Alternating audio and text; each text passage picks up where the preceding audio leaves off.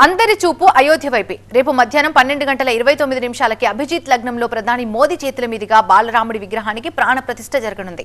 ఈ వేడుకకు దేశవ్యాప్తంగా ఉన్నటువంటి ప్రముఖులు, భక్తులు అయోధ్యకి తరలి వస్తున్నారు. ఇందులో భాగంగా ఇప్పటికే అయోధ్యకు చేరుకున్నారు సినీ నటుడు సుమన్. అయోధ్యలో రాముడి విగ్రహ ప్రాణ ప్రతిష్ఠ కార్యక్రమానికి తనకి ఆహ్వానం రావడం అదృష్టమంటున్నారు సుమన్.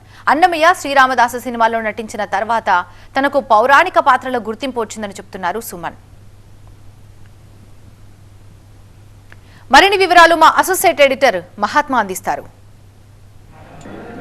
అయోధ్య రామ జన్మభూమి వద్ద బాలరాముడు విగ్రహ ప్రాణ ప్రతిష్టాపన కార్యక్రమానికి ఆహ్వానం అందుకున్న అతి కొద్ది మందిలో హీరో సుమన్ ఒకరు. ఆయన ప్రస్తుతం అయోధ్యలో ఉన్నారు. హనుమాన్ గడి హనుమంతుడు దర్శనం చేసుకుని వస్తున్నారు. ఆయన అడిగి ఆయన మనోభావాలు తెలుసుకుందాం. మీకు ఎలా అనిపిస్తుంది ఇంతటి మహత్తర కార్యం? 500 ఏళ్ల తర్వాత రాముడికి ఇక్కడ ప్రాణ ప్రతిష్ఠ జరగబోతుంది. మీకు ఎలా అనిపిస్తుంది? ముందుగా అసలు ఈ అయోధ్య సమస్య అనేది ఎన్నో సంవత్సరాల నుంచి జరుగుతున్నప్పుడు ఎంతోమంది ప్రైమ్ మినిస్టర్స్ వచ్చారు, మేము అది చేస్తాం ఇది చేస్తాం అని చెప్పారు.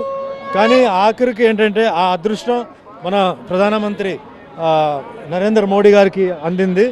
ఆయన ఏంటంటే ఈ ప్రాబ్లమ్ని సాల్వ్ చేసి ఆయన మ్యాటర్ని క్లియర్ చేసి చాలా అద్భుతంగా మన హిందువులందరికీ చాలా గర్వంగా ప్రపంచం అంతా ఏంటంటే ఒక ల్యాండ్ మార్క్, భారతదేశానికి ఒక ల్యాండ్ మార్క్ లాగా తీసుకొచ్చి ఈ అయోధ్యని ఆయన మన గిఫ్ట్గా ఇచ్చారు. ఎప్పుడు మనం మోడీ గారిని మర్చిపోకూడదు. అదే మాదిరిగా మరి ఇక్కడికి వస్తే ఇక్కడ మరి మందిరం అసలు చేస్తున్న బిల్డింగ్లో కానీ చూస్తే ప్రతి ఒక్కరు అంటే కాశ్మీర్లో కన్యాకుమారి వాళ్ళ కాంట్రిబ్యూషన్ దీంట్లో వాళ్ళు పెట్టారు. అద్భుతమైన ఒక ల్యాండ్ మార్క్, అద్భుతమైన భారతదేశం చాలా గర్వంగా చెప్పుకోగలిగే ఒక ఇదిగా ఉంటుంది. అలాగే రామ భక్తులు ఎవరైతే ఉన్నారో వాళ్ళందరికీ మీరు చూస్తున్నా ఇక్కడ మొత్తం ప్రపంచం నుంచి అందరూ వచ్చినారు. అలాంటి చోట్ల నాకు ఒక అవకాశం రావడం, నేను అయోధ్యలో అడుగు పెట్టడం, అయోధ్య మందిరం చూడడం. ఈరోజు హనుమాన్ గడి చాలా పవర్ఫుల్, ఇది హనుమాన్ గుడి అనమాట. ఆ రోజు ఇక్కడికి రావడం, రేపు ఎల్లుండి ఇక్కడే ఉంటున్నాను.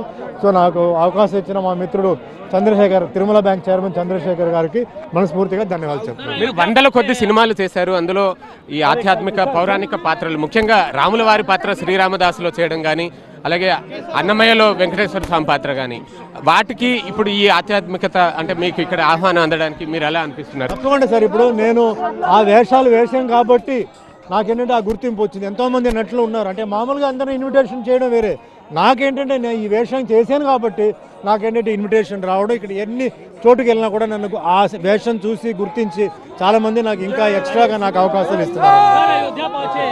మీరు ఇక్కడ ఇంకా ఎన్ని రోజులు ఉండబోతున్నారు? నేను ఇంకా 2-3 రోజులు ఉంటాను. రేపు ఓపెనింగ్ అయిన తర్వాత ఇంకా 2 రోజులు ఉంటాను. ఇంకా అయోధ్యలో ఇంకేమై ఉన్నా అవన్నీ చూసి, ఎందుకంటే మళ్ళీ అవకాశం రాదు, సో అన్నీ చూసి మళ్ళీ నేను హైదరాబాద్కి వెళ్తాను. ఇక్కడ హీరో అమితాబ్ బచ్చన్ గారు ఒక ఇల్లు కొనుక్కుని ఉండాలని అంటే ఆయన కొనుక్కుంటున్నారు. మీకు కూడా అటువంటి ప్లాన్ ఏదైనా ఉందా? తప్పకుండా ఫ్యూచర్లో అంటే చూస్తున్నామండి, ఏదైనా ఒక మంచి ప్లేస్ ఉంటే, ఎందుకంటే ఎప్పటికైనా ఇది గుర్తింపు ఉంటుంది.